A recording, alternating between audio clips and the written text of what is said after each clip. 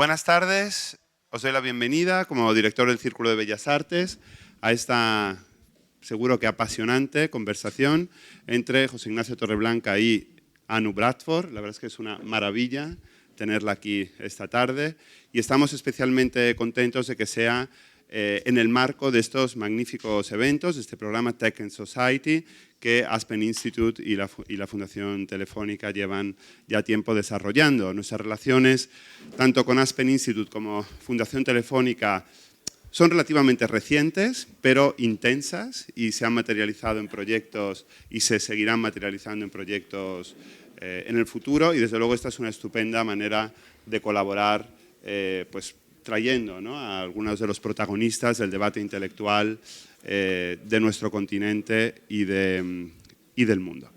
En el círculo no quiero decir mucho más, pero es verdad que estamos poniendo la cultura a dialogar no solo con la política, sino con la economía, con la tecnología, con la ciencia, y por lo tanto pues poder acoger debates como este es una maravilla. Así que gracias a Pablo, gracias a José, y sin más le cedo la palabra a Pablo. Muchas gracias.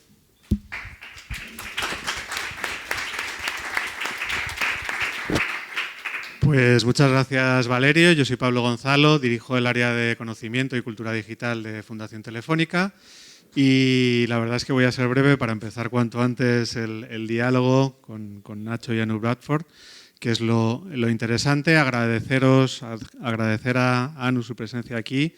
Yo os garantizo que va a ser apasionante porque ya he tenido la suerte de escucharla, y también a José Ignacio Torreblanca por el fantástico trabajo de moderación y de acompañamiento que va a realizar. Como decía Valerio, desde Fundación Telefónica, junto con Aspen Institute, llevamos ya 7 años trabajando en este programa Tech and Society. Yo creo que, como decía José esta mañana, hemos sido pioneros. Yo desde Telefónica siempre tengo que explicar que, siendo una compañía tecnológica, ¿no?, y que trabaja en el mundo de la tecnología, siempre tengo que explicar que para nosotros la tecnología no es lo importante. Nosotros trabajamos con la tecnología, pero siempre hemos defendido que lo importante son las personas y lo que hacemos con la tecnología, y que la tecnología sirva para tener una sociedad mejor, más libre y más justa. Y yo creo que esa es una de las razones por las que yo creo que encajamos también con Aspen Institute, y este programa que llevamos a cabo desde estos últimos 7 años pues está funcionando tan bien. Así que, sin más, pues yo os invito a tener esta maravillosa conversación, porque va a ser además bastante conversación, y a disfrutar y a seguirnos en el resto de eventos si queréis, tanto aquí como en otros lugares, porque, como decía Valerio, pues yo creo que estas colaboraciones, en este caso a 3, son muy relevantes también para llevar adelante este tipo de mensajes. Y sin más, pues le doy la palabra a José también para terminar. Gracias.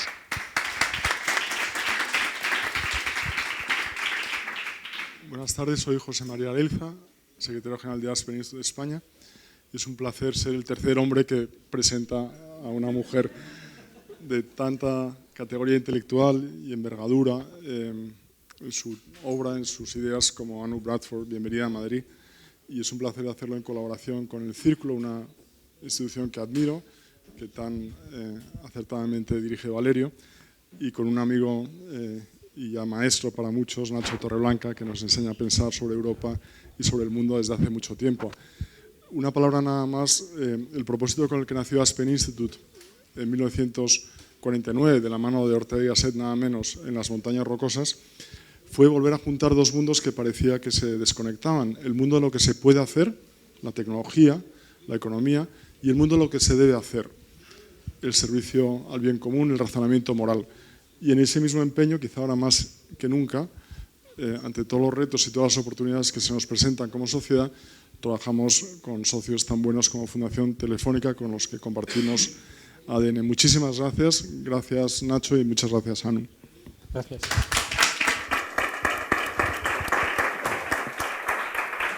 Well, let's get started. It's also my pleasure to... Entonces vamos a empezar. Es un placer también para mí estar aquí, y como ha dicho José, Tienes a 4 personas para presentarte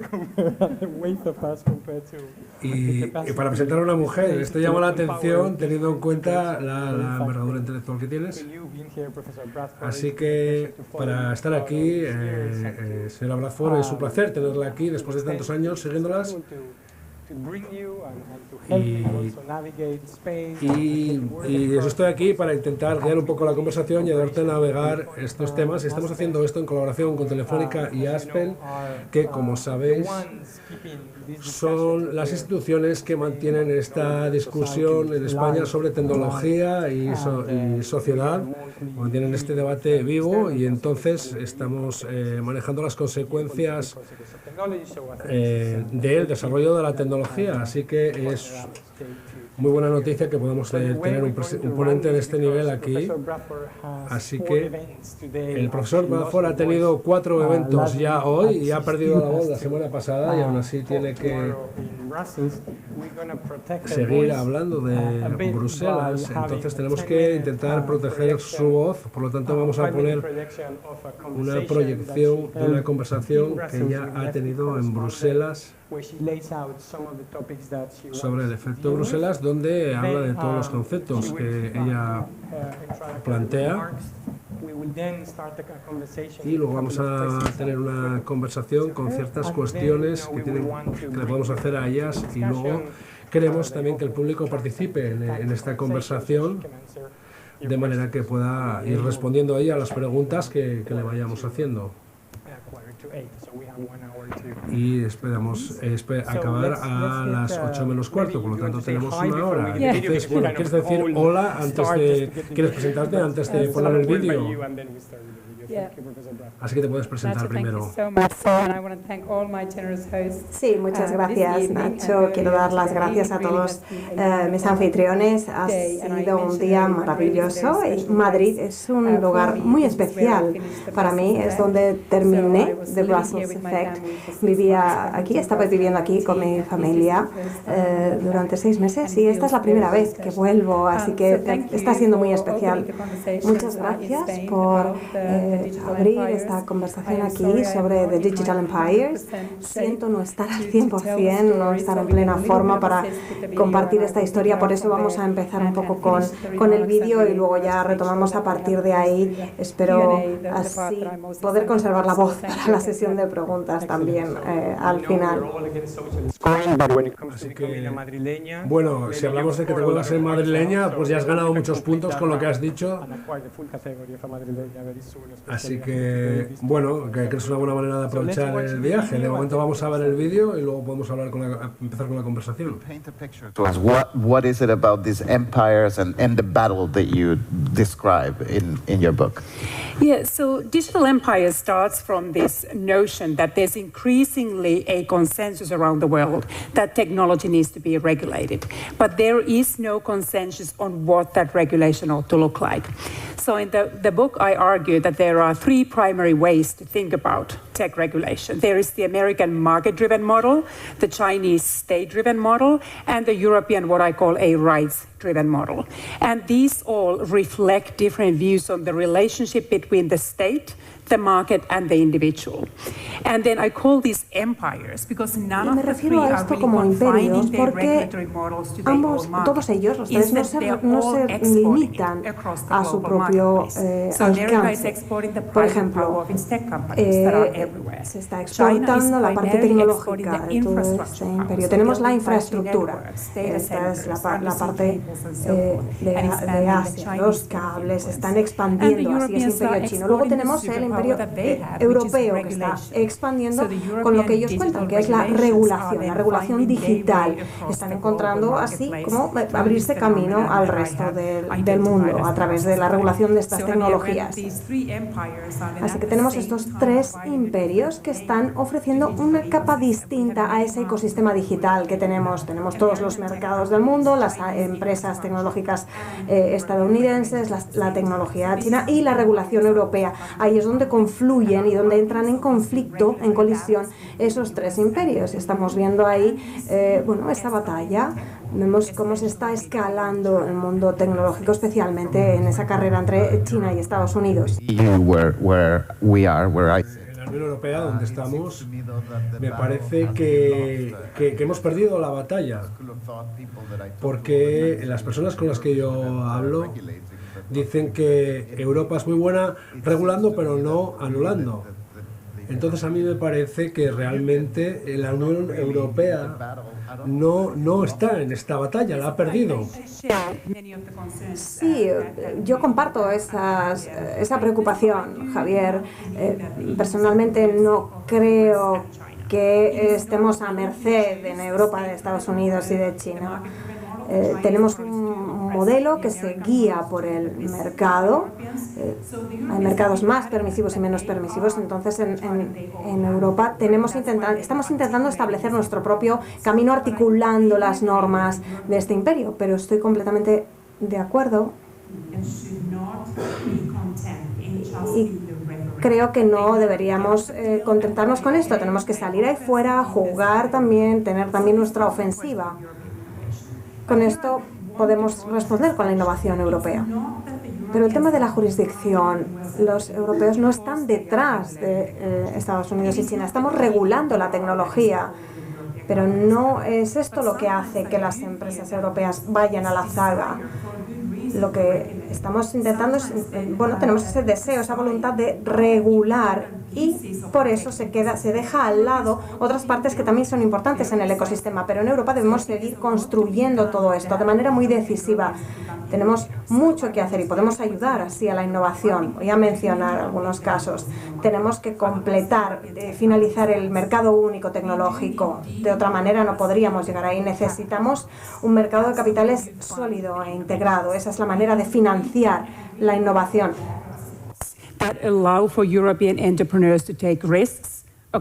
Queremos que los emprendedores asuman riesgo y conseguir la financiación. Y por último necesitamos un compromiso para conseguir traer al mejor talento a Europa.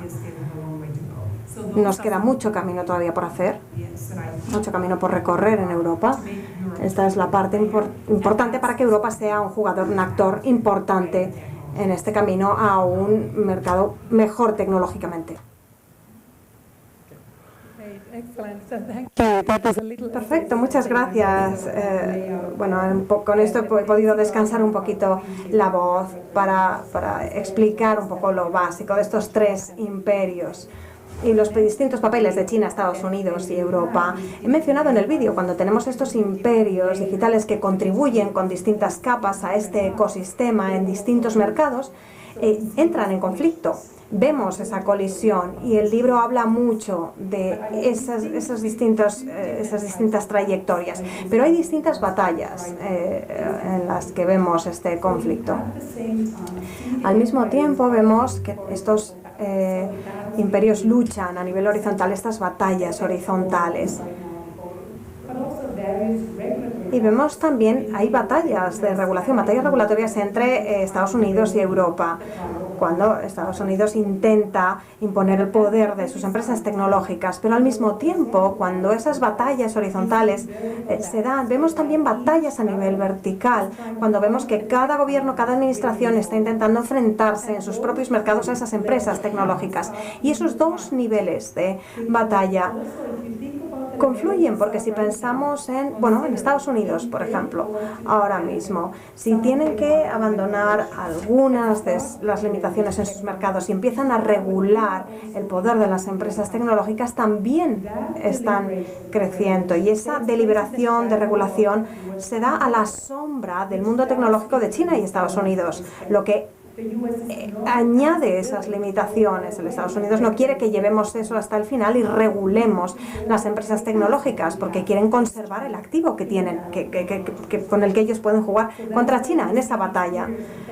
Por eso vemos un poco la escalación, la desescalación y cómo las administraciones entran en conflicto, siguen en conflicto en cuanto a con qué agresividad pueden enfrentarse a las empresas tecnológicas. Pero vamos a centrarnos en la pregunta que probablemente sea la más interesante para vosotros. ¿Qué ocurre en estas batallas? ¿Quién gana esas batallas horizontales y quién gana las batallas verticales? Y aquí yo haría un par de predicciones. La primera sería que el mercado estadounidense está fallando. La idea de esta expansión del imperio tecnológico de Estados Unidos realmente está empezando a caer. Así que los ciudadanos y las administraciones de todo el mundo cada vez tienen menos confianza en estas empresas tecnológicas y ahora también se están alineando, intentando fortalecer o respaldándose en los modelos de regulación. Tenemos Estados Unidos, es verdad que están aumentando el nivel de incomodidad con algunas de estas batallas. Si ese modelo de Estados Unidos está fallando, bueno, eso son buenas noticias para el modelo europeo, porque muchas administraciones, muchos gobiernos del mundo democrático se están alineando tras esa barrera del marco regulatorio europeo. Así que a Europa le va bien ahora mismo. Los países como Canadá, Australia, Nueva Zelanda, Corea del Sur, Japón, están intentando emular muchos aspectos de la regulación digital europea. Pero me preocupan algunas cosas en cuanto al imperio digital europeo. Y una es la que mencionaba en esa charla. ¿Es compatible con la innovación? Y esa es una preocupación generalizada en muchas partes del mundo, y eso es lo que preocupa a los estadounidenses. Si piensan si pueden replicar el modelo de la Unión Europea, les preocupa si estaríamos protegiendo lo que necesitamos, pero entonces vamos a ser igual que Europa en innovación. Y debemos rebatir ese argumento y explicar por qué los europeos van a la zaga de los estadounidenses. No es por la regulación, eso no es lo que está frenando a las empresas estadounidenses. No es un tema de sobreregulación, sino cuando hay una falta de regulación, ese sería el problema. A mí me preocupa, creo que los europeos pueden fomentar esa regulación, pero donde se falla es en la aplicación, en realmente llevar a la práctica, implementar, hacer cumplir esas regulaciones. Y a veces tenemos que ver el resultado concreto en los mercados. Ahí va a ser cuando vamos a conseguir una victoria europea y los estadounidenses tengan que adaptarse a ese modelo. Y la tercera preocupación que tengo y que creo que es real, es algo en lo que creo que debemos pensar. Es verdad que a Europa le está yendo bien, se está haciendo bien en el mundo democrático, pero este modelo no es muy aceptado en otras partes del mundo con modelos más autoritarios, y esa parte del mundo está creciendo a día de hoy. A veces nos olvidamos de esto. Hay toda una lista de países con ese tipo de modelos, y creo que ese es un gran desafío para los europeos y para los estadounidenses. Hay un par de razones por los que es atractivo el modelo chino. El poder de las infraestructuras. Los chinos, la capacidad que tienen para ofrecer a muchos países desarrollados toda esta infraestructura para la innovación tecnológica. Es muy difícil que no pidamos a los países que no dependan, que no recurran a China si China tiene todo esto que ofrecerles. Debemos pensar en una alternativa. En segundo lugar, ¿qué es lo que nos hace difícil luchar contra el modelo chino y pedir a estos países que le den la espalda a ese modelo? Y esto es algo que, bueno, es un poco incómodo para mí. También me enfrenté a ello cuando estaba escribiendo el libro. Me resultaba incómodo, pero creo que tenía que estar ahí. China ha mostrado al mundo que la libertad no es necesaria para la innovación. Han conseguido crear una economía tecnológica sin contar con esa libertad. Así que hemos tenido que ir a ver a muchos países y decir, bueno, si tienes el modelo chino puedes controlar, pero no vas a tener crecimiento económico. Y entonces miran a China y dicen, bueno, pero parece que sí, que es posible tener las dos cosas, ¿no? Eso añade un desafío adicional. ¿Cómo podemos convencer al mundo de por qué debemos basarnos en ese modelo basado en el derecho, si hay otros modelos en los que son capaces de, aún así, fomentar la innovación y crear ese mercado tecnológico? ¿Cuál es la batalla más importante de todas? La batalla del futuro de la democracia liberal.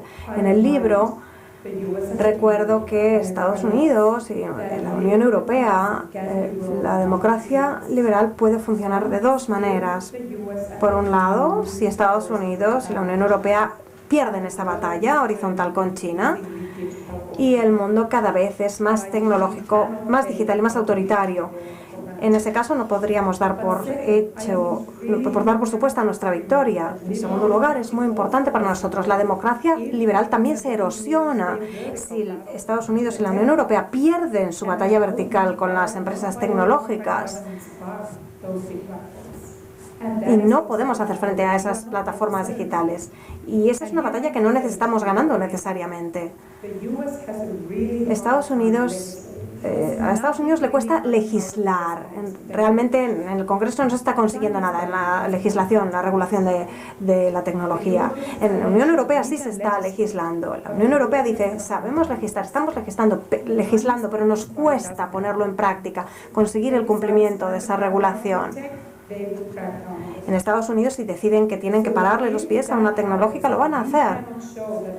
Si llegamos a ese punto y vemos cómo se pone en compromiso la democracia y el Estado de Derecho, debemos encontrar una manera de conseguir la responsabilidad de las tecnológicas. Y para eso debemos demostrar que eso no es posible tampoco para los modelos más autoritarios. Si no, nuestra economía digital va a estar gobernada, va a estar regida por las empresas tecnológicas. Y esa es la advertencia, ese es el resumen del libro, eso es lo que yo quiero, la pregunta que yo quiero, en la que yo quiero que la gente piense. ¿Cuáles son los verdaderos imperios digitales?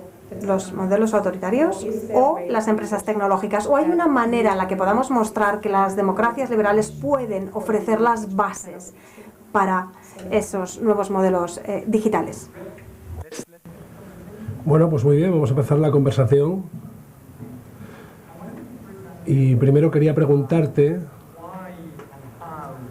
por qué y cómo, si es que es verdad, si la inteligencia artificial generativa va a cambiar todo lo que se supone, si la Unión Europea va a regular todo lo que tiene que ver con la tecnología, con diferentes normativas, etcétera. Pero luego tenemos estos chatbots que ayudan a los niños del instituto a hacer sus trabajos, sus deberes. Y entonces tenemos discusiones que van desde que esto nos va a llevar a la extinción hasta que nos va a hacer muchos daños a nivel micro, como por ejemplo utilizar deepfakes de pornográficos, etcétera. A nivel individual, yo creo que es cuando la discusión sobre la inteligencia artificial ha llegado al público, no a los expertos de la tecnología, y que yo creo que ahora hay mucha sorpresa de ver a los dueños de estas empresas tecnológicas hablar de de bombas nucleares y de este tipo de cosas. Entonces, ¿a ti qué es lo que más te preocupa de este espectro entre la extinción y los daños a nivel micro? ¿Dónde deberíamos estar alerta dentro de ese espectro? Creo que es muy natural cuando alguien establece esa comparación con las armas nucleares. Creo que ahí es donde la mayoría diríamos, bueno, no puedo dormir por las noches. Personalmente, para mí es muy difícil y leo mucho sobre esto, pero creo que no hay muchas probabilidades de esos puntos tan extremos. Es simplemente que este tema esté ahí fuera, que sea parte del diálogo. Creo que no nos podemos permitir ignorar estos temas. Debemos tener una conversación sobre las políticas sin tener en cuenta estos aspectos, pero sí que creo que ahora mismo debemos centrarnos en los riesgos que están ahí, que se pueden materializar, que pueden ser algo real en un futuro inmediato. Por ejemplo, ya nos resulta difícil distinguir entre la realidad y la ficción. A veces, cómo podemos procesar la información, adquirir información. Hay veces que esto ya se ve comprometido. A veces esta información se da en el contexto de las elecciones políticas, por ejemplo, y tenemos estas herramientas que tienen tanto poder para amplificar esta información y socavar la libertad de elección. Por ejemplo, el año que viene tenemos elecciones en unos 50 países en el mundo, incluidas las elecciones presidenciales en Estados Unidos, elecciones al Parlamento Europeo. Aquí hay elecciones en el Reino Unido, en India, en México, en Indonesia. Esto es muy significativo y todos sabemos que hay todo un desafío con esta desinformación. Ya es difícil detectar a veces cuando tenemos la combinación de chat, vídeo, imagen, audio. Y es muy difícil a veces legislar estos temas y es algo de lo que nos debería preocupar mucho. No, a mí me preocupa la democracia, me preocupa el sesgo en el tema de algunos derechos fundamentales. Si pensamos, por ejemplo, en cómo China está implantando la inteligencia artificial y las capacidades que la inteligencia artificial va a tener. En el tema de la vigilancia, por ejemplo, creo que es muy difícil fomentar, dar un empujón a este modelo basado en el Estado de Derecho de la Unión Europea, que se puede ver comprometido por el uso de la inteligencia artificial. Esos son los riesgos que ya conocemos y si hay un sesgo en el análisis de los datos, la inteligencia artificial va a amplificar esos sesgos.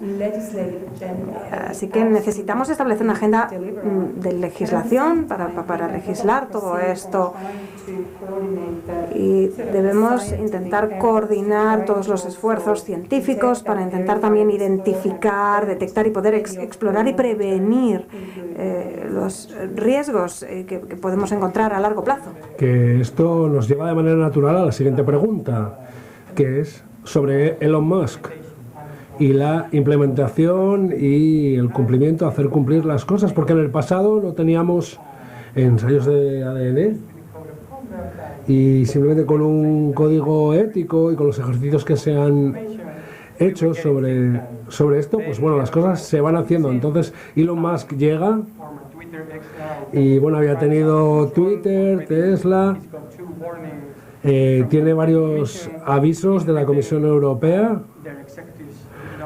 Sus ejecutivos no participaban en las elecciones eslovacas, entonces tuvimos una gran lucha y ahora tenemos las herramientas, pero tenemos la voluntad, podemos domar a Musk para que cumpla las reglas. Y hoy esto puede ser un ejemplo de lo que has dicho, de que tenemos que entender que Twitter es un espacio público, entonces no lo podemos cerrar porque no tenemos otro que lo sustituya. Entonces, estos problemas de desinformación que tenemos como Elon Musk, ¿piensas que se está regulando la opinión pública y que no lo está haciendo el Parlamento Europeo? Entonces, creo que lo más que es un buen ejemplo de lo que hablas de batallas verticales, porque él suena muy libertario y sin embargo en China ha firmado cartas sobre competir con el Estado chino. Sin embargo, en Europa lo vemos de otra manera. Él está con diferentes batallas, diferentes juegos en diferentes guerras. Entonces, ¿cuál es la batalla? ¿Elon contra X o quién? Sí, bueno, Elon Musk ha finalizado esta labor en Twitter y en 2 horas el comisario Breton le tomó 2 horas cargar en Twitter sus declaraciones y ahora, bueno, a él le toca mostrar que esas normas, no tienen una excepción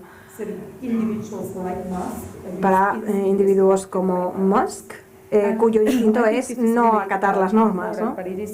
Creo que esto es muy importante, pero eso es un caso de estudio. Necesitamos las herramientas para controlar acciones individuales como las de Elon Musk. Pero también debemos lidiar con el tema de la desinformación en cosas tan masivas, tan generales como en el caso de Gaza, por ejemplo, y la propaganda política que, por ejemplo, intentamos controlar en este espacio, y todavía no tenemos los años y años de experiencia con el uso de esta herramienta, así que es como empezar con un nuevo instrumento legislativo. Pero creo que en Europa debemos a lo mejor dar un paso atrás y hacernos a la idea de que incluso estamos liderando este instrumento, debemos controlar, moderar todo este espacio público y de manera que no perdamos la credibilidad. La credibilidad es lo que está en peligro. En el caso de Musk, por ejemplo, tiene un equipo, en realidad no lo hace de manera individual, pero bueno, decidió lanzar esa ofensiva, pero ni siquiera sabemos si tiene la voluntad, ni si tiene la capacidad de hacer todo esto. Pero ¿qué puede hacer la Unión Europea? La Unión Europea puede encontrar su financiación. Parece que, bueno, la parte del dinero no parece que le importe, pero la Unión Europea tiene la capacidad de, básicamente, eliminar su capacidad de ofrecer sus servicios en la Unión Europea. Ahí es donde tenemos la fuerza. ¿Y qué detrimento sería para nosotros? ¿Cómo de perjudicial sería para nosotros si toda la actividad de Elon Musk no estuviera presente en Europa, ¿no? Eso es lo que yo plantearía. Esa es la conversación que hay que tener, y creo que hay muchas personas que se plantean qué es lo que esto aporta a nuestra sociedad, a nuestra conversación, y cómo de esencial es para nuestras infraestructuras. Y bueno, si finalmente no acata con todo esto, no debería poder operar en la Unión Europea. Bueno, es muy interesante. La última pregunta. Según la Unión Europea intenta aprobar su ley sobre inteligencia artificial, sabemos que es un proceso muy difícil, es muy difícil poner a los 27 de acuerdo, luego cada una de sus instituciones, pero este proceso va en paralelo, quizás no con la misma profundidad regulatoria, pero puede estar afectada por estas leyes ejecutivas, estas órdenes ejecutivas, y tenemos que tener en cuenta que estamos manejando una regulación que no es exactamente para eso, pero que se está intentando sacar adelante. Entonces, teniendo en cuenta lo que has escrito sobre el efecto Bruselas, ¿hasta qué punto la Unión Europea va a ser capaz esta vez de hacer unas regulaciones duras para elevar el estándar, o si vamos a tener que convivir con diferentes jurisdicciones, con diferentes niveles de intensidad y dando diferentes niveles de valor? Es decir, vamos a ver como un patchwork de regulaciones, y tenemos que conformarnos porque esto es lo mejor que podemos hacer en esta batalla. Creo que vamos a ver una fragmentación que es inevitable. No va a haber un consenso global sobre cómo regular la inteligencia artificial. Los chinos han sido muy activos. De momento ya han alineado un poco, tienen un grupo, una serie de regulaciones. La inteligencia artificial es algo interesante para China. Es importante para sus metas globales, pero sobre todo por el tema de la vigilancia. Así que están desarrollando mucha inteligencia artificial, pero bueno, el debate general puede menoscabar ese control gubernamental. Así que en China no podemos dejar que estos modelos de inteligencia artificial estarían perdiendo el control del espacio público, y no se pueden permitir que pase eso. Pero están siendo muy activos en su caso, en el tema de regular todo esto. Pero si es China quien implementa toda esta inteligencia artificial, hay otros países que van a comparar, van a ver lo que se está haciendo en China y lo van a comparar con lo que se hace en Europa. Cuando se trata de vigilancia, de la manipulación que se puede hacer con el modelo chino, yo no veo un puente ahí, un posible enlace.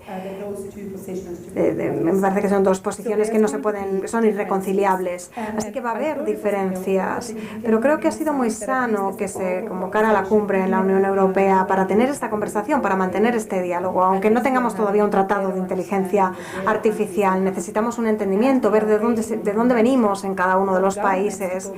Y ahora es el momento en el que las administraciones, los gobiernos deben pensar en sus jurisdicciones, sus propias jurisdicciones individuales y ver cómo podemos regular en la Unión Europea. Incluso en Estados Unidos ya tienen un informe ejecutivo de más de 100 páginas con varias agencias estatales para ver cómo se puede controlar todo esto. Así que parece que todo el mundo está a bordo de esta aventura ahora mismo, pero creo que necesitamos apoyo político para la Unión Europea, para financiar, para organizar todo este proceso legislativo. Todo el mundo es pro innovación y parece que en la Unión Europea somos los únicos que estamos intentando controlar un poco esos riesgos, ¿no?, que pueden venir. Así que debemos alinear todo esto para poder estar en la misma página. Si se aprueba esta ley de inteligencia artificial, creo que debemos ver si la Unión Europea está ayudando o no, teniendo sus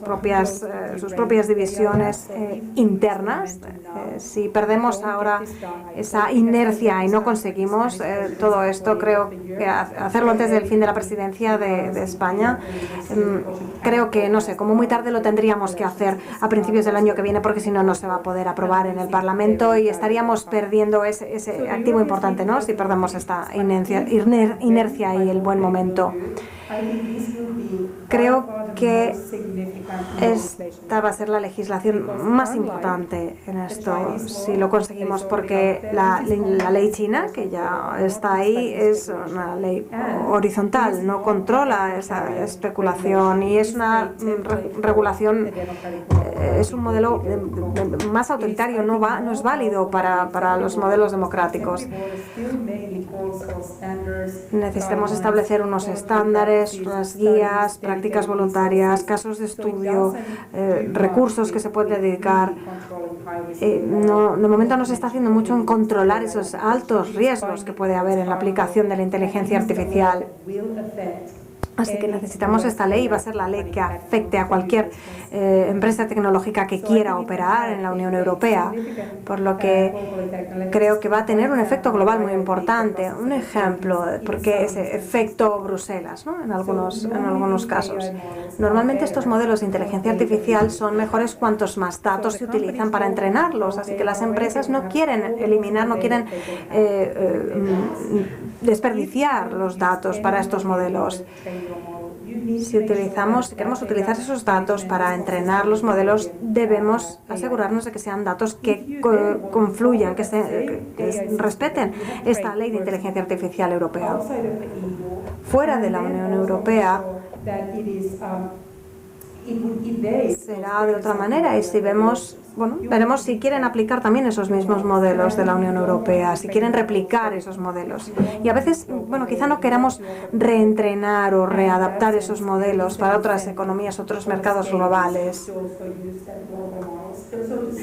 A veces es mejor, por un tema de escalar, utilizar modelos globales, pero si queremos que esos modelos europeos generen finalmente, potencialmente, ese efecto Bruselas, debemos pensar en los esfuerzos que se están llevando a nivel global. Necesitamos un tratado que no sea vinculante, sino encontrar esa convergencia a nivel internacional con otros modelos existentes. Muy bien, pues entonces ahora vamos a abrir la conversación al público. Creo que hay un micro que sería necesario para hacer las preguntas. Entonces, si queréis hacer las preguntas en español, pues se podrán traducir al inglés, si se oyen.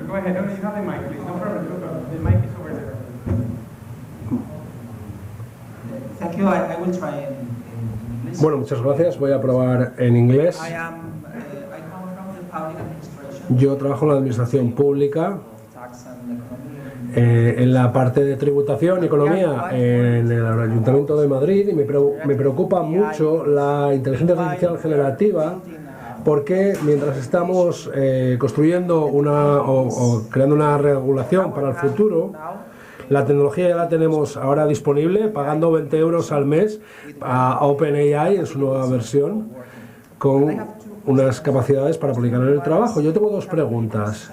Hemos creado una sociedad en la que se aprueba la verdad basándonos en el audiovisual, en las imágenes, en los vídeos, es decir, un juez o un tribunal muy a menudo juzgan un acto criminal o delictivo basándose en imágenes o en contenido audiovisual, y esto no tiene sentido ahora mismo con la capacidad que tiene la inteligencia artificial. Entonces mi pregunta es, ¿cómo vamos a gestionar y hacer y concienciar a los profesionales del derecho? Y luego, esta es la primera pregunta. La segunda es más sencilla. Cuando estás trabajando para un alcalde o para un ministro y tienes que preparar una nota de prensa por la noche y no tienes tiempo, puedes utilizar OpenAI para que te eche una mano.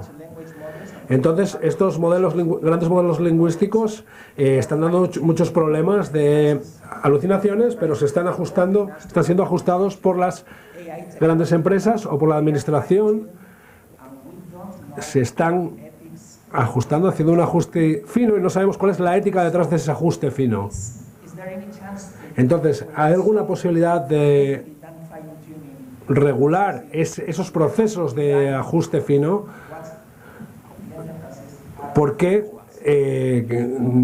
esto afecta a lo que nos están ofreciendo las compañías, porque la tecnología es muy potente, pero no sabemos cuáles son los procesos de ajuste que se han aplicado en estos casos.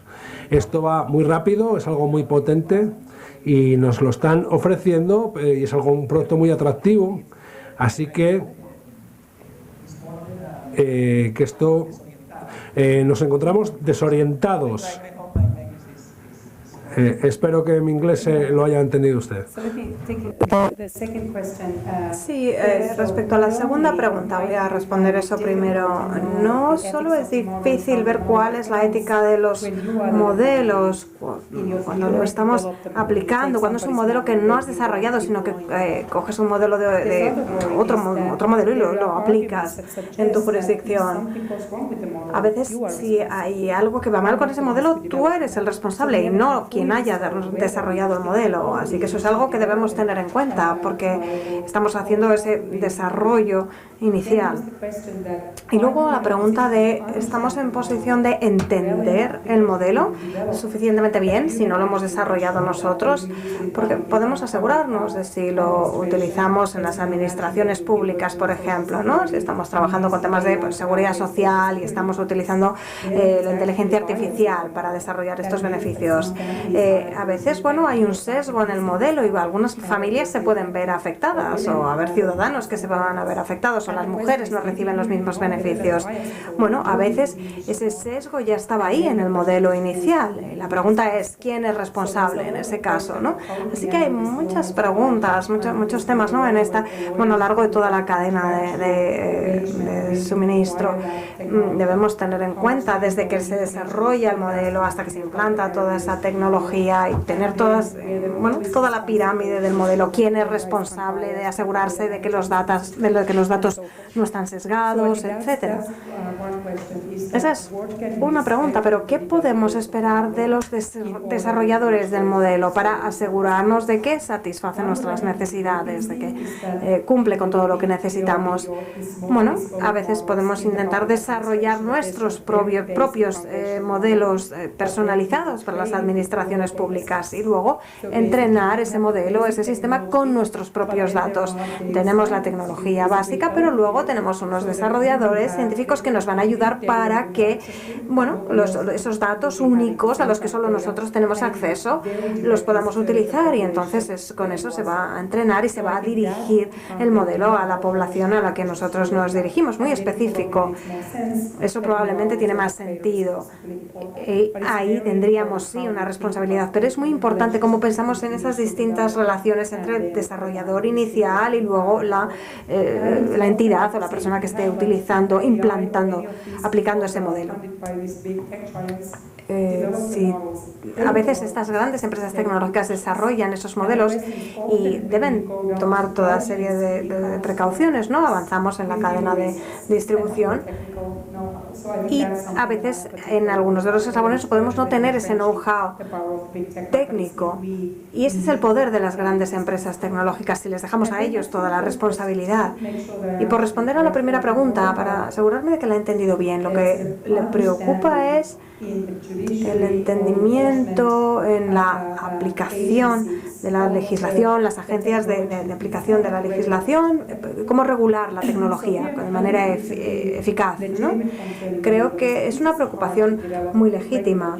Es difícil desarrollar estas nuevas leyes, es algo que está avanzando muy deprisa y no sabemos no conocemos plenamente todas las implicaciones. Nuestros legisladores, de momento, a veces dudamos si son capaces de legislar todo esto, ¿no? Por ese desconocimiento. Y por eso es por lo que yo digo que debemos dar un paso atrás y ver cómo se están desarrollando todas estas tecnologías. No vamos a terminar el año que viene con la regulación de la inteligencia artificial. Esto es algo con lo que vamos a continuar antes de empezar a regular, y es algo en lo que siempre vamos a tener que seguir trabajando en cierta medida. Así que siempre vamos a encontrar un poco esa parte de transición, ¿no? Que desde algo que sigue evolucionando. Nuestros legisladores no saben cómo establecer todo esto todavía. No saben cómo establecer todos los datos, no tienen la capacidad de establecer una legislación. Por ejemplo, en el sector farmacéutico es muy importante que tengamos instituciones democráticas que establezcan los parámetros de todas estas tecnologías y establecer ese diálogo para aplicar todo esto de manera eficaz. Pero a mí siempre me gusta recordar que la inteligencia artificial no es solo tecnología, también tiene que ver con cómo esa tecnología afecta a la democracia y a los derechos fundamentales. Y eso no es el expertise de Elon Musk o de Mark Zuckerberg y de personas como ellos en el mundo de hoy. Esto es lo que está demostrando que no es a ellos a quienes debemos poner ahí arriba con toda la responsabilidad de legislar estos aspectos. Tienen que ser los gobiernos democráticos los que tomen estas decisiones. Teníamos una pregunta aquí y otra allí, y luego otra allí. Vamos a esperar por el micrófono. Over there and then we... Good night, Mrs. Bradford.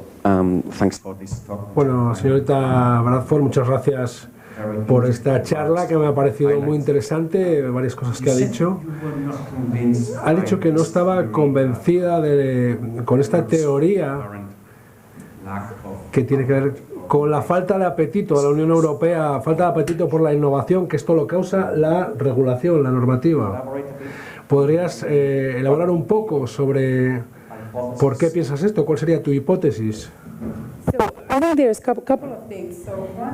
Creo que hay un par de cosas y bueno, no quiero decir la legislación de toda, hay legislación de empleo, fiscal, pero la legislación digital es a lo que me refiero. Esta posición de los mercados digitales, todos los servicios de datos, toda la regulación digital que tiene que ver con la innovación.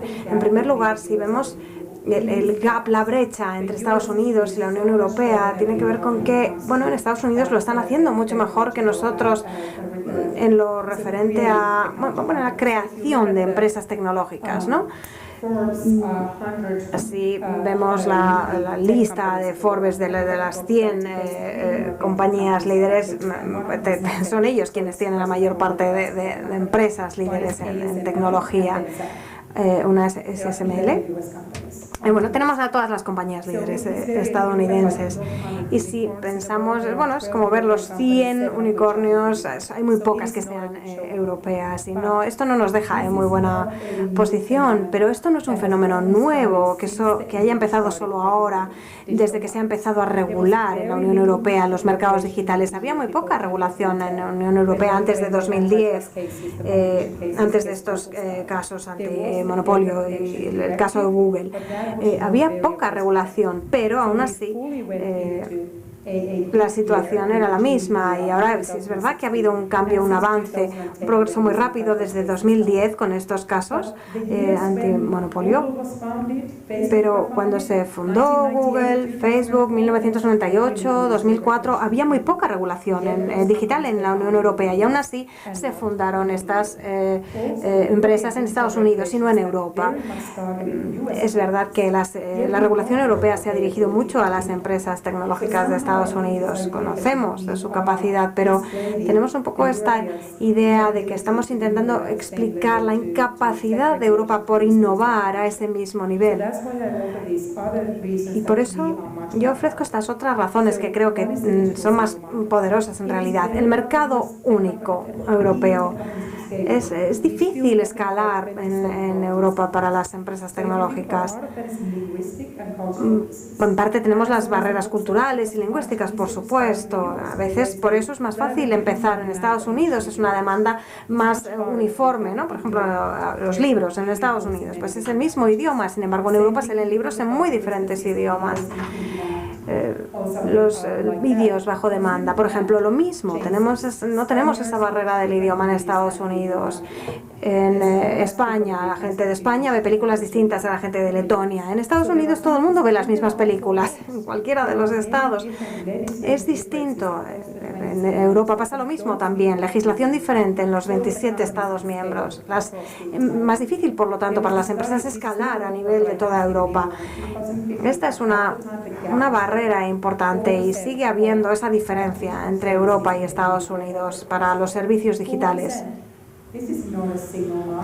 En Estados Unidos, en la Unión Europea no estamos hablando de un mercado único, en realidad es un mercado muy fragmentado y tenemos una empresa tecnológica española y se escala en España, pero es un mercado muy pequeño si lo comparamos con China o Estados Unidos.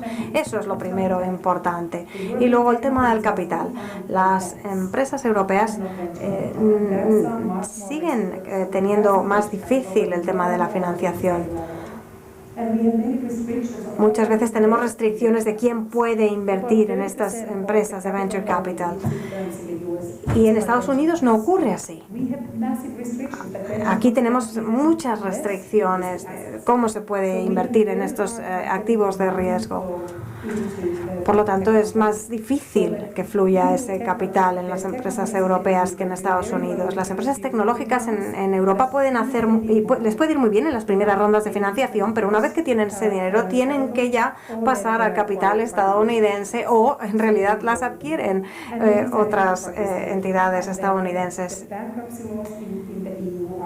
Y también las leyes de bancarrota son distintas, también nos afectan.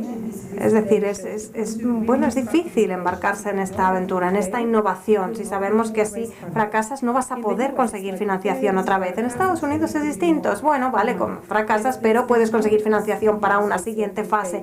No es un estigma el fracaso de un intento inicial de innovación. Y luego también es muy importante para los innovadores, otro tema, en Estados Unidos parten de la base del talento global.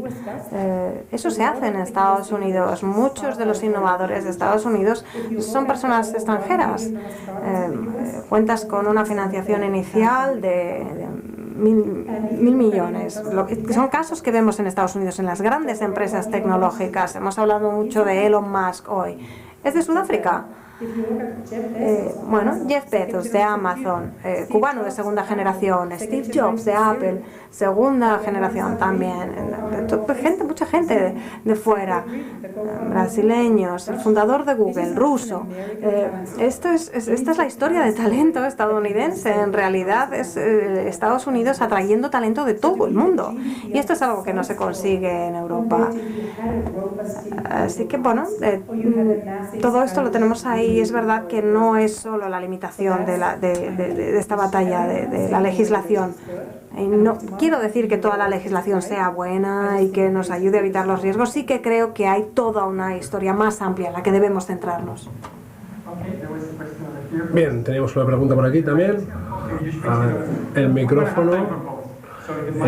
Bueno, si está el micrófono allí, haz tú la pregunta primero y luego la pasamos por aquí. No pasa nada. Se ha hablado de que la inteligencia artificial, sobre todo la generativa... Un segundo, por favor. Vamos a comprobar que está la... Empieza otra vez, si es tan amable, gracias. La inteligencia artificial generativa necesita de datos, como habéis explicado claramente. Pero esos datos, una vez que la empresa los recoge a través de captarlos en Internet, en los centros de datos, los tendrá en un sitio de su empresa para generar la inteligencia, para usarlo. Esa captación, esa minería, en Europa parece ser que no se ha hecho. Y de hacerse, ¿qué sería? ¿En inglés? ¿Sería en español? ¿En qué idioma sería para generar eso? Porque claro, eso, digamos, que atomiza la inteligencia artificial. Y luego, en relación a las leyes que se quieran imponer, hay que tener claro que la inteligencia artificial es como un loro, no tiene conocimiento. Únicamente coge una palabra y la siguiente más probable, si yo digo puente, pues en inglés será de Brooklyn y en España pues será puente de Segovia. O sea, eso está claro. Entonces, a un loro, ¿cómo le podemos poner que le diga una cosa real si no tiene conocimiento? ¿Cómo aplicarle la ley? Gracias. Ahora sí. Okay, I'm going to ask Penrod to say a real thing. It doesn't matter. Bueno, en cuanto a cómo conseguir que diga cosas reales, si no tiene cerebro, por lo menos según la traducción, tenemos muchos ejemplos de inteligencia artificial generativa que ya están haciendo cosas muy chulas, a veces con mucha precisión, pero el problema es que no tenemos una confianza total en que la información sea correcta. Todavía tenemos muchas de estas alucinaciones de la inteligencia artificial. Así que se trata de, bueno, tenemos esa información que se genera de manera muy creíble, pero que realmente no es correcta. Y creo que eso se debe a que, bueno, parcialmente a veces la manera en la que escuchamos y vemos cómo se forma, cómo se entrena estos modelos y cómo se genera el output, todavía no es perfecto. Por eso todavía necesitamos distinguir un poco entre la función del copiloto de inteligencia artificial y podemos, bueno, hay muchas tareas en las que sí necesitamos la inteligencia humana. Pero, ¿qué preguntas son las que estamos planteando? ¿Qué queremos conseguir con la inteligencia artificial? Creo que eso es en lo que todavía tenemos que ser nosotros, los humanos, los que nos planteemos estas preguntas, y creo que, bueno, queda mucho tiempo hasta que se establezca esa agenda y que sea la propia inteligencia artificial la que genere esas preguntas, ¿no? Que active esa generación de la información. Y yo digo que la Unión Europea va por detrás de China y de la Unión Europea en algunas de las capacidades relacionadas con los datos. Necesitamos la capacidad tecnológica, la capacidad informática, los desarrolladores para esos modelos, pero también necesitamos los datos. Y la Unión Europea está muy centrada en proteger los datos, y eso es lo que está haciendo, bueno, creo que por una buena razón, para proteger un derecho fundamental, pero creo que por eso no estamos centrándonos lo suficiente en ver cómo podemos combinar esa protección de los datos con la capacidad de comercializar también esos datos, de una manera en que mantengamos esa coherencia con la ley de protección de datos. Es decir, una manera, bueno, utilizar esos datos, que todavía podemos utilizarlos, son datos brutos muy valiosos, pero que podamos compaginarlo de manera que consigamos respetar nuestra confidencialidad al mismo tiempo. Por eso necesitamos necesitamos nuevos esfuerzos legislativos para crear unas bases de datos comunes europeas, de manera que tengamos una manera en la que podamos confiar y podamos transferir esos datos de manera segura. No sé si es algo que podamos hacer en 7 idiomas distintos. Ese es uno de los aspectos que debemos resolver, ¿no? El tema de la traducción de esos idiomas. Espero que eso no sea un impedimento y que haya una manera en la que podamos superar estos desafíos, pero estoy de acuerdo y me alegra que hable de esa necesidad de armonizar o encontrar ese equilibrio en nuestros espacios de datos para que podamos utilizar ese input tan valioso a la vez que podamos seguir desarrollando modelos de inteligencia artificial que están desarrollando otras empresas tan útiles para empresas y para los propios individuos. Muchas gracias, Anu. Me gustaría pedirte que explicaras más por qué te preocupa el riesgo del cumplimiento de la ley, de la capacidad de hacer que se cumpla la ley, porque esto es muy importante o puede tener unos efectos más importantes con conocer las empresas o que tiene que ver con el diseño institucional de la Unión Europea.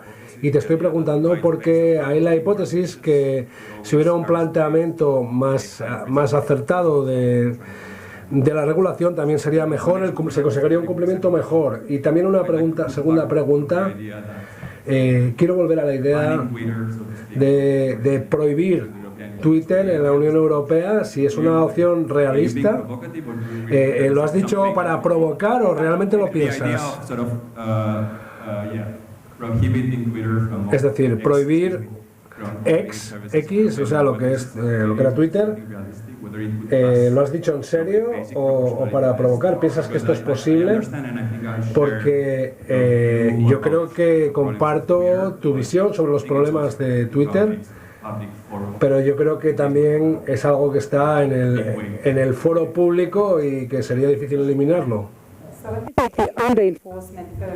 Sí, primero esa falta de capacidad de la aplicación, del cumplimiento de las leyes. Hay muchos estudiantes de Derecho en el público, así que bueno, muchas gracias. Creo que ese problema de no conseguir ese cumplimiento de las leyes es un problema para la economía digital. Creo que en este caso es especialmente difícil cuando hablamos de gigantes tecnológicos que básicamente tienen un tamaño, una dimensión política de influencia tan vasto. Es mayor poder que el de aquellos que les están intentando controlar. Por eso digo que es difícil. Pero también es que estamos regulando una serie de tareas en las que están estas plataformas que abarcan muchas facetas. La magnitud de todo ello, si pensamos en un minuto, 500 horas de vídeos de YouTube se cargan en la red, ¿no? Es un volumen de actividad y tenemos personas viendo lo que se puede subir, lo que no, Así que es importante gestionar toda esa capacidad de los algoritmos de las grandes tecnológicas y a veces no podemos hacerlo solamente con el poder de la capacidad de las administraciones públicas. Es demasiado contenido que controlar a la vez, todo al mismo tiempo. Y luego los individuos tecnológicos, los recursos tecnológicos no siempre quieren que se controle estos aspectos en las plataformas. Y también es muy difícil cuando no eres China, eres una democracia y es muy difícil establecer esa línea, ¿no? A veces, si eres un modelo autoritario es más fácil, puedes decir, ya está, esto no me gusta, lo cierro. Pero en Europa no es así, en Europa sí creemos en la libertad de expresión. Y esto nos lleva a la segunda pregunta. Al mismo tiempo queremos también proteger la dignidad y los derechos fundamentales de los individuos, queremos proteger nuestras democracias y queremos proteger todo lo que vaya contra esa dignidad, contra esos modelos democráticos. Así que tenemos a los legisladores con su mejor intención y deben colaborar con estos gigantes tecnológicos, pero es muy difícil hacerlo bien, pero es muy fácil hacerlo mal. Creo que por eso necesitamos esa regulación, ¿no? Pero luego llega el tema de la competencia. Lo hemos visto esto con el caso de Google, lo hemos intentado durante años y ha ocurrido, no hemos visto muchos resultados. Y es muy difícil cambiar la conducta de todo el mercado, pero ahora tenemos nuevas herramientas. Ahora ya tenemos esta legislación, estas nuevas propuestas. Estamos intentando con ello regular y esto va a poner a prueba. Vamos a ver si ahora sí podemos modelar un poco, cambiar esa trayectoria y forzar, obligar a estas empresas a cambiar la manera en la que están llevando sus negocios y cómo están monetizando nuestros datos. Así que eso es algo en lo que creo que podemos empezar a ser más optimistas, quizás. Y luego, bueno, en cuanto a si realmente podríamos activar algo así y prohibir a empresas como estas operar en Europa. El caso de Twitter, ¿no? Es verdad que les está costando y creo que podría ser un desafío a nivel constitucional. Pero hay mucho debate. Si en Estados Unidos a veces, bueno, si se puede avanzar en esta idea de prohibir Twitter, porque a los usuarios les gusta, a veces se perderían a todos los votantes en Estados Unidos, por ejemplo, perderían a los votantes jóvenes. Por ejemplo, deberíamos pensar, ¿hay realmente todo ese apoyo popular? Eso sería lo primero que nos deberíamos plantear a nivel pragmático. Luego, las leyes de la libertad de expresión. Bueno, es verdad que estamos intentando buscar ese equilibrio con la libertad de expresión en la nueva ley de la inteligencia artificial, pero, por ejemplo, la manera en la que vemos todo esto, la interferencia en el caso de Rusia con las elecciones, y se puede ver cómo afecta esto al cambio de los resultados electorales. Es verdad que es muy difícil decir los europeos debemos limitar esto. Se han lanzado todas las advertencias, se ha hablado de la prohibición, se ha intentado buscar primero que asuman las responsabilidades, pero no se ha conseguido esto. Han sido varias advertencias, se han agotado todas las otras líneas. Y no estoy seguro de si en última instancia podríamos activar realmente esa prohibición, pero sí que creo que los europeos han intentado aplicar otros remedios, se está intentando legislar, gestionar cómo operan todas estas empresas tecnológicas. Pero bueno, no es necesariamente el modelo europeo, no sé si es realmente lo que se va a terminar haciendo, pero creo que sí que se debe establecer quién está al mando, quién tiene la responsabilidad. Y creo que es más fácil controlar a Starlink, es más difícil. Elon Musk está en la posición de decidir si los ucranianos pueden lanzar un ataque contra Rusia, porque es el que que cuenta con todo ese control de Internet. Pero ahora mismo lo que estamos haciendo es negociar con las empresas tecnológicas. Ellos son los que están ofreciendo esos servicios. Estas son las infraestructuras críticas. Y es verdad que, odio ver que Elon Musk esté planteando este desafío, pero es el único que ofrece esa infraestructura. Bien, tenemos por ahí la última pregunta o un par de preguntas que tienen que ser rápido para que podamos acabar dentro del horario que teníamos previsto. Gracias. Excelente todo. Soy maestra, voy a hablar en nombre de los niños, nietos. Todas estas plataformas y todo lo que estamos viviendo en una sociedad digital. Un momentito, por favor. Ahora. Sí, soy maestra y abuela. Todas estas plataformas que estamos viendo en una sociedad digital, todo lo que es las redes, y hablamos de valores humanos. Mi pregunta es si se está pensando también en ese grupo de personitas pequeños, preadolescentes, adolescentes, que si miramos hacia afuera, en todos los hogares que hay, están conectados a videojuegos, a celular, a un montón de cosas del mundo digital. ¿Hay alguien que ha pensado en regular lo que se está produciendo en cada niño? En los padres que no pueden controlar ya esta dependencia de un celular, una máquina, etcétera. Yo hablo en nombre de los educadores del mundo, por favor, si queremos una sociedad humana, pensemos en el ser humano desde la cuna. Gracias. Le podemos pasar el micrófono por allí y hacemos las dos preguntas and then we close. We wrap it up. My question is quite different. Pregunta va a ser rápida. Yo creo que esta narrativa que hemos adaptado, en la que solo uno de estos imperios que has presentado es el que va a ganar la batalla. Al final solo tendremos uno con sus propios esquemas. Yo creo que eso no es así. Yo creo que estamos en un mundo en el que van a estar estos tres sistemas. ¿Cómo podemos avanzar con estos tres imperios conviviendo, estos regímenes conviviendo de una manera más sana?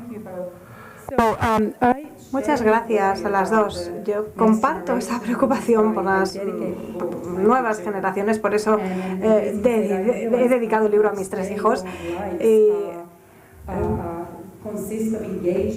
Vemos esa actividad, ¿no? Como ellos se conectan al mundo a través de las tecnologías y las redes sociales, y es por ellos por los que debemos legislar la tecnología en una manera en la que los protejamos y les demos poder.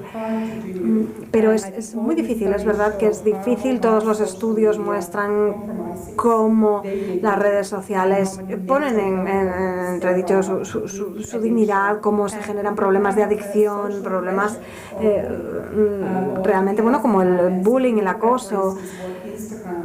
Sí, vemos todo lo que se ha hecho en Instagram, lo que ha hecho a la juventud. Si detectamos que un adolescente tiene un trastorno de la alimentación, por ejemplo, se puede incrementar, se puede empeorar por el uso de estas tecnologías, de estas redes, y se muestra, ¿no? Se demuestra que hay casos de adicción, y estas empresas tecnológicas lo saben, y eso ha sido parte del escándalo. Por eso se está prohibiendo el uso en menores, es parte de lo que se incluye en la ley de la inteligencia. Y para mí es muy difícil imaginar cómo Meta, Facebook puedan seguir utilizando algunas de sus prácticas en distintas partes del mundo cuando saben que ya no pueden explotar los datos y la actividad de menores. En nuestro caso se va a regular en la regulación europea, y debemos dar muchos pasos en este sentido para proteger a los niños, a los menores, y en esto sí que van a estar de acuerdo Estados Unidos y la Unión Europea. Es algo que está incluido en ambas agendas de legislación. Proteger a los niños sigue sin ser suficiente lo que tenemos, pero es un comienzo, y es verdad que es la responsabilidad también de los padres. Yo les digo a mis hijos, ¿no?, que ahora estamos utilizando el autoritarismo de los mercados como China en el uso de los videojuegos y de la tecnología, ¿no? Y no les gusta, pero bueno, es lo que les decía cuando estaba escribiendo el libro, y coincido en que debemos regular pensando en estas nuevas generaciones para no terminar con individuos que sean incapaces de interactuar, de la empatía. Y también la otra pregunta, yo no creo que prevalezca un imperio sobre los otros. Sí que predigo que Estados Unidos y Europa se están acercando, y el modelo de Europa también continúa como un imperio muy fuerte, así que tenemos esa bifurcación, ¿no?, un poco como las democracias tecnológicas, y bueno, con el modelo de Estados Unidos, no todas con el mismo modelo, y luego una coalición de las autocracias tecnológicas que siguen el modelo chino, y esa va a ser un poco una de las batallas, las grandes batallas horizontales en el futuro. Pero sí que espero que, si los europeos no saben cómo aplicar esa legislación, creo que el modelo estadounidense va a seguir siendo el que prevalezca y se va a perder esa batalla.